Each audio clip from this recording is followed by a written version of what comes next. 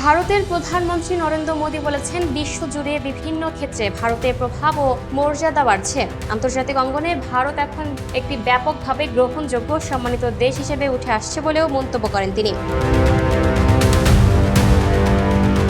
শনিবার 15 আগস্ট ভারতের ৮০তম স্বাধীনতা দিবস উপলক্ষে দিল্লির ঐতিহাসিক লালকেল্লার থেকে জাতির উদ্দেশ্যে দেওয়া ভাষণে মোদী এসব কথা বলেন।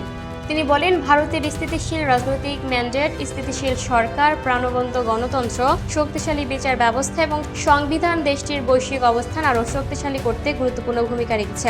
মোদী বলেন, বিশ্বের দেশগুলো এখন ভারতের এসব শক্তি ও সক্ষমতাকে গুরুত্বের সঙ্গে স্বীকৃতি দিতে শুরু করেছে। এর ফলে আন্তর্জাতিক অঙ্গনে ভারতের গ্রহণযোগ্যতা ও সম্মান আরও বাড়ছে। এ সময় 2014 সাল থেকে বিভিন্ন দেশের সঙ্গে ভারতের করা মুক্ত বাণিজ্য চুক্তি এবং বাণিজ্য অংশীদারিত্বের কথাও তুলে ধরেন তিনি।